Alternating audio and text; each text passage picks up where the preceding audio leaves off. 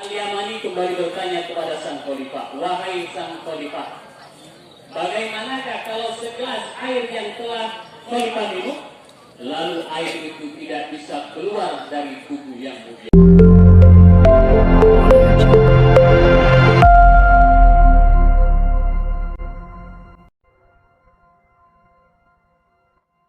Nggak bisa diangkat, nggak bisa diapi, tidak bisa keluar.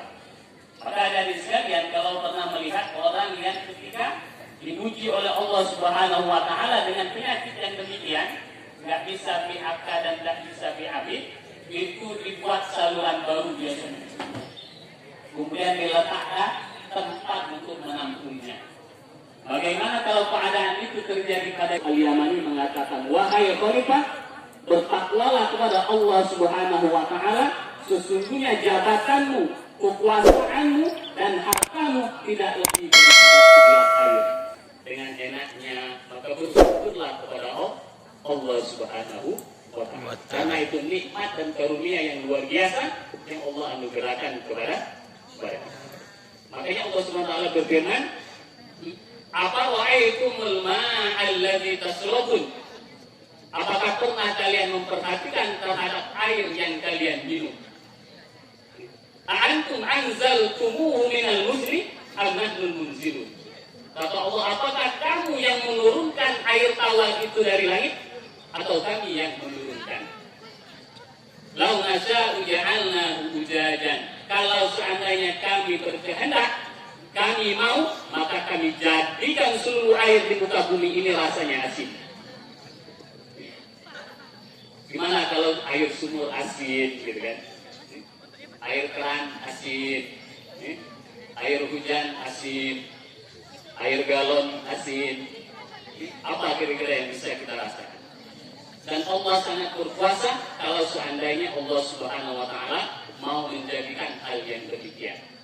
Maka Allah kata, apalah tashkurun? Maka apakah kamu tidak mau bersyukur? Oleh karenanya syukur ini merupakan sesuatu yang luar biasa yang harus kita lakukan setiap saat kepada Allah Subhanahu wa Ta'ala, setidak-tidaknya dengan mengucapkan alhamdulillah birabbil alamin. Ini baru nikmat air minum. Satu gelas. Sekarang pertanyaan, sudah berapa galon air yang kita minum? Udah banyak, ya. Maka kita harus bersyukur kepada Allah Subhanahu wa Ta'ala. Selanjutnya salawat serta salam semoga selalu terlimpah curahkan kepada baginda kita, Nabi besar kita, Nabi Muhammad Sallallahu Alaihi Wasallam.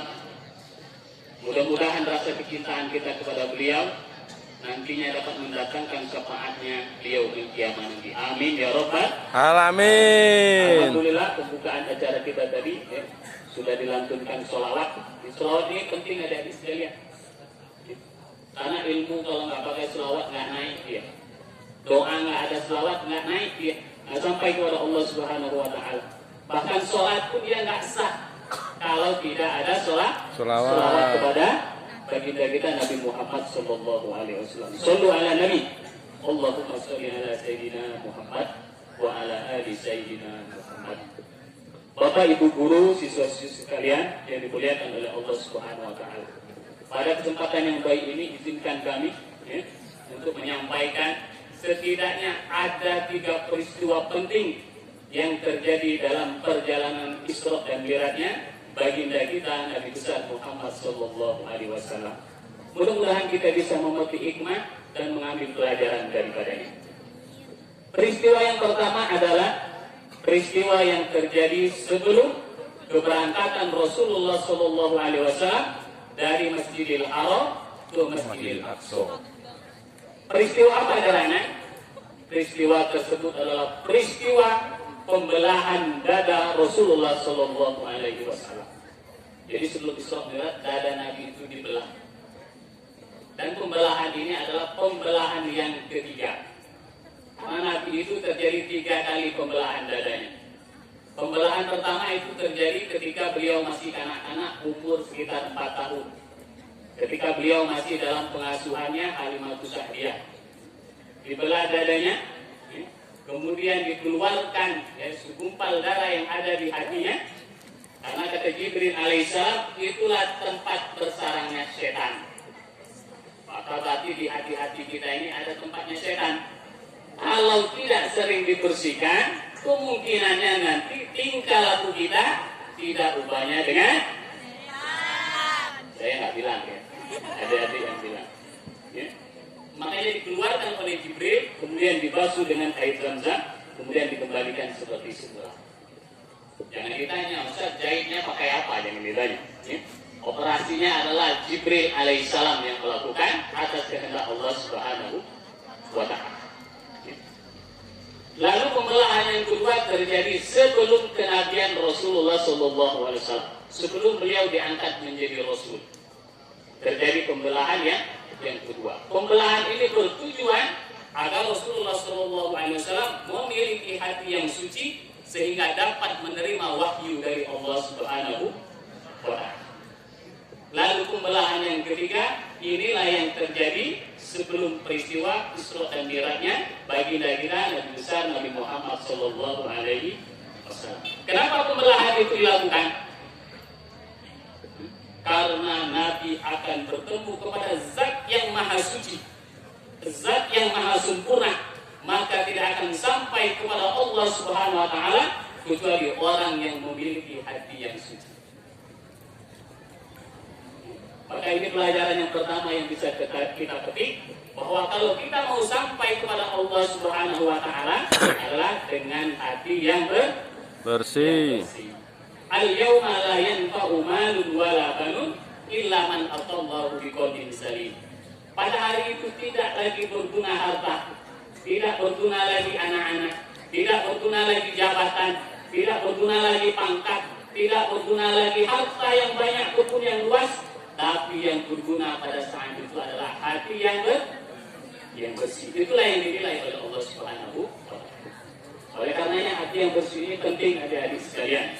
Makanya Imam Al-Ghazali dalam buku Ihya Ulumuddinnya membagi hati itu menjadi 3. Menjadi berapa? 3. Ada yang perempuan dibagi menjadi berapa? Dibagi menjadi berapa yang pojok? Dibagi menjadi 3. Hati yang pertama yang disebut dengan qalbun salim, hati yang sehat, hati yang selamat. Hati yang kedua disebut dengan qalbun marid, hati yang berpenyakit.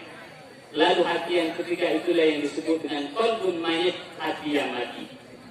Siapakah orang-orang yang memiliki qalbun salim, hati yang sehat?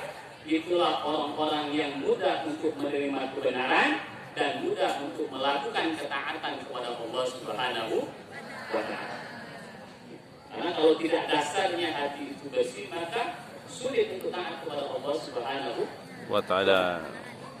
Lalu siapakah hatinya yang marid, hati yang sakit?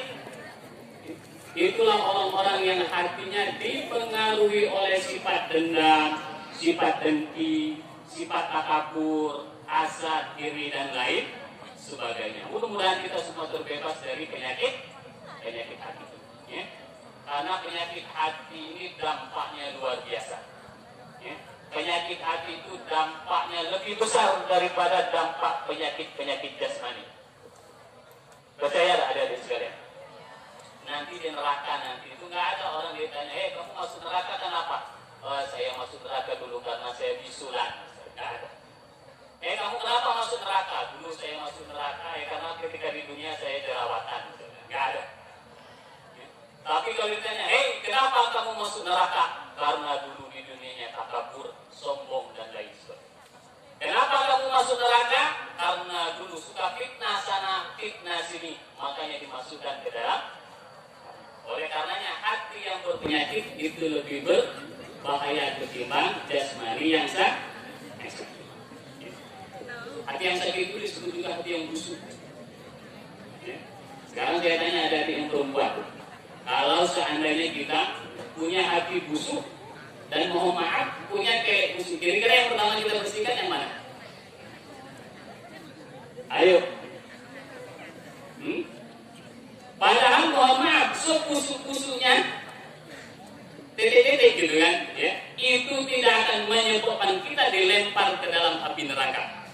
Tapi kalau busuknya hati, itulah yang menyebabkan Fir'aun itu tempatnya di neraka paling paling bawah. Kenapa? Karena hatinya sakit, hatinya takabur, hatinya sombong dan lain sebagainya. Oleh karenanya kita harus serius untuk memperbaiki hati kita, ya, untuk mengobati penyakit-penyakit hati yang ada di dalam dada kita. Ya. Lalu hati yang ketiga, adapun qalbul mayyit, inilah hatinya orang-orang kafir yang mereka itu sama saja diberi peringatan atau tidak diberi peringatan, maka mereka tetap tidak mau beriman kepada Allah Subhanahu wa taala. Sawa'un 'alaihim a'anzartahum am lam tunzirhum la yu'minun.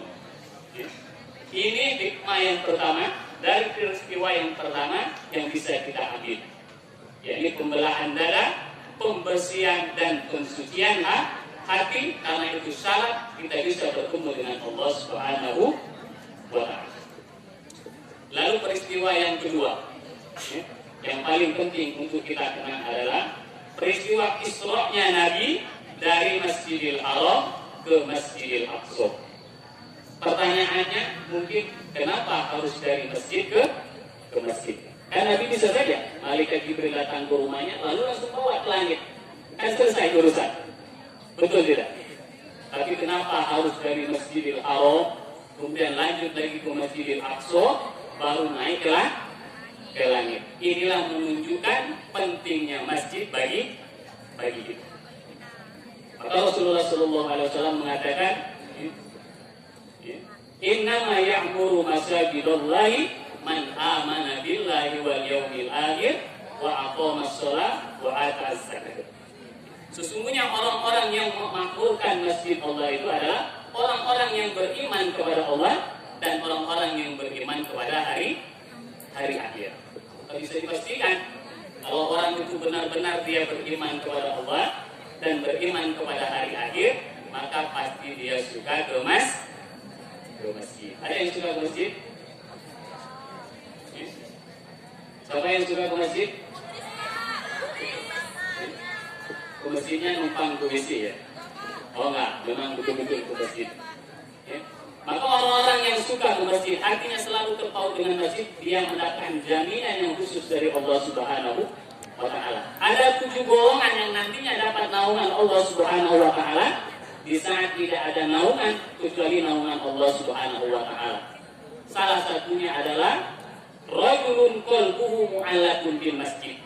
Adalah seorang laki-laki yang hatinya selalu terpaut dengan masjid. Oleh karenanya Nabi mengatakan, kalau kamu melihat orang yang suka ke masjid, maka saksikanlah bahwa dia itu adalah orang yang beriman. Karena untuk datang ke masjid itu dia harus mempunyai iman yang standar. Kalau enggak maka berat melangkahkan kaki ke masjid, walaupun masjidnya itu berada di depan sekolah. Depan sekolah ya, benar. Maka ini menunjukkan berapa pentingnya peranan masjid dalam kehidupan kita. Dan kalau kita lihat kejadian-kejadian yang luar biasa, itu menunjukkan betapa Allah Subhanahu wa taala memuliakan masjid. Pada tahun 1995 terjadi gempa bumi yang dahsyat di Jepang, maka meluluhlantakkan seluruh bangunan, tapi ada satu bangunan yang tersisa. Itulah Masjid Kobe yang ada di Jepang. Dan itu menunjukkan bahwa Allah Subhanahu wa taala memuliakan masjid, mementingkan masjid dan mengutamakan masjid. Peristiwa juga di Aceh pada tahun 2024, mungkin kita semua tahu, tsunami yang begitu luar biasa meluluhlantakkan seluruh bangunan di sekitarnya, tapi tetap berdiri kokoh bangunan masjid, yaitu Masjid Baitur Rahman yang ada di Aceh. Makanya sering-seringlah ke masjid, insya Allah kita akan mendapatkan keselamatan serta keberkahan dari Allah Subhanahu wa taala. Singkat mungkin peristiwa yang ketiga. Panas nggak? Yang di bawah pohon panas nggak? Yang di bawah pohon panas? Yang di depan panas? Panas, Pak. Yang di sini panas? Oh enggak. Panas? Sama kita. Ya. Peristiwa yang ketiga adalah peristiwa mendapatkan perintah sholat dari Allah Subhanahu wa Ta'ala. Ya. Jadi perintah sholat ini ada di sekalian, ini luar biasa. Kalau perintah-perintah agama yang lainnya, Nabi SAW cukup tinggal di bumi, lalu datang malaikat Jibril membawa wahyu, lalu datanglah perintah itu untuk dikerjakan oleh baginda Nabi kita Muhammad SAW. Tapi berkenaan dengan sholat, Allah tidak mau menurunkannya ke bumi, tapi harus dijemput naik ke langit pertama, ke langit kedua, sampai langit ke-7, lalu tembus ke Sidratul Muntaha, baru perintah sholat itu diberikan oleh Allah Subhanahu wa Ta'ala. Ini menunjukkan sholat itu begitu penting. Makanya Nabi SAW mengatakan Rasul Amril Islam wa amuduhu as-sholat. Pokok daripada perkara Islam itu adalah sholat. Yang namanya pokok itu dia menjadi dasar. Bangunan kita ini kalau nggak ada pokoknya, nggak ada pondasinya, mungkin dia nggak bertahan lama. Atau ada goncangan sedikit dia sudah roboh. Tapi karena ada pondasinya yang kokoh, yang kuat, maka dia tetap bertahan. Begitulah juga seorang muslim. Kalau sholatnya bagus, sholatnya terus-menerus dilakukan, maka goncangan, godaan apapun, maka insya Allah dia tetap akan bisa istiqomah di jalan Allah Subhanahu wa Ta'ala. Maka jangan sekali-kali kita tinggalkan sholat. Halo, tes, halo. Boleh bertanya? Boleh bertanya? Berapa waktu sholat yang diwajibkan kepada kita? Siapa yang sholatnya 5 waktu?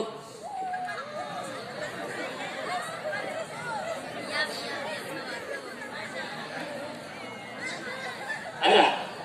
Wah, ada pasti ya. Siapa yang subuh tadi sholatnya berjamaah di masjid? Yang lagi? Oh, banyak ternyata, luar biasa. Ya.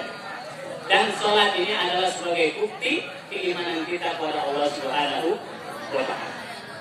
Karena seorang tokoh nasional kita dari Sumatera Barat, seorang ulama yang bernama Buya Hamka pernah mengatakan, kata Buya Hamka, jika kamu mau melihat orang Islam, maka lihatlah ketika Idul Fitri dan Idul Adha. Tapi kalau kamu mau melihat orang yang beriman, maka lihatlah dia berjamaah sholatnya di masjid atau di. Itu menunjukkan pentingnya masjid dan sholat sangat berkaitan. Mudah-mudahan kita semua dapat mengambil pelajaran dan ibrah daripada peristiwa-peristiwa terbilat baginda kita, Nabi besar kita, Nabi Muhammad SAW. Mungkin cukup di sini. Karena sepertinya matahari semakin tinggi, panas pun semakin menyengat, maka cukup bijak kalau seandainya saya cukupkan sampai di sini. Inilah yang bisa saya sampaikan. Kurang dan lebihnya mohon maaf. Pada Allah mohon ampun. Saya akhiri. Wassalamualaikum warahmatullahi wabarakatuh. Waalaikumsalam warahmatullahi wabarakatuh.